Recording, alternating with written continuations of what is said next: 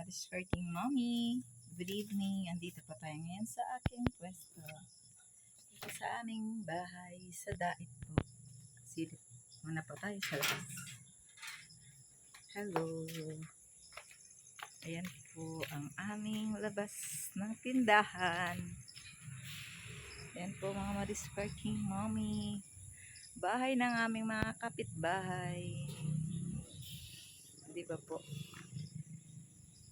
Kunti pa lang po ang mga bahay kaya medyo maswerte po yung aking pwesto kasi ako po ang may tindahan lang dito. Kunti lang po ang laman kasi alam nyo po mga madiscarding mommy, ang akin pong nilalagay dito sa aking tindahan, siya po yung mga fast moving.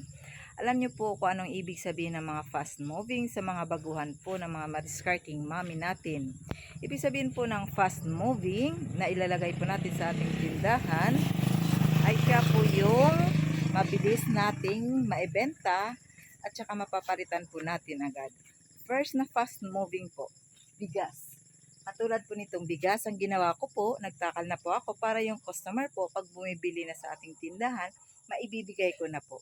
Hindi po tayong nagbabantay sa ating tindahan madalas, kaya nilalagyan ko na po ng presyo ang bawat per kilo ng aming mga bigas. Second ay ang itlog. Ang itlog po napakabenta sa ating customer kasi umaga, tanghali hanggang hapunan po ito po ay nabibili. Kaya po ang ginagawa ko po, bumibili po ako ng 5 tray. Minsan mahigit pa po sa 5 tray kasi sa isang bilihan minsan po 5 hanggang 10 ang binibili ng ating mga customer. Basta tingnan-tingnan lang po natin sa ating tindahan kung ano po yung madalas na nabibili ng ating customer. Yun po ating madalas din na itatambak sa ating tindahan. Kahit maliit lang po ang ating patong sa ating mga fast moving na mga paninda, laking tulong po yan kasi mas mabilis po nating mapapaikot ang ating pera, ang ating puhunan. Sa maliit na tubo natin, pag pinapaikot po natin, makakapag-invest po tayo ng panibagong paninda. Halimbawa po yung tubo natin sa bigas, katulad po nito, imbis po na itatago po natin, ipaikot po muna natin sa ating tindahan para makabili po tayo ng mga panibagong mga pan-display dito sa ating tindahan. So, unti-unti na po tayo mga madiscarding mommy, naglalagay ng mga ibang klaseng paninda katulad po nito mga Rexona. Dati po wala po tayo niyan. Bagamat may naghahanap po sa atin, kaya nagbili lang po tayo ng tig 6 na piraso, pero 4 po yan na klase. Katulad din po nito mga pineapple juice. Madalas po hindi dapat po ito nabibili sa tindahan. Kaya lang po may naliligaw na naghanap. Kaya ang ginagawa ko rin po, bumibili din po ako ng tig 6.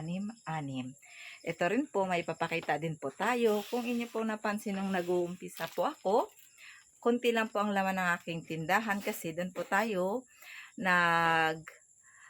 isip ng basic needs ng ating mga madiscarding mga nanay na nasa pamamahay lamang.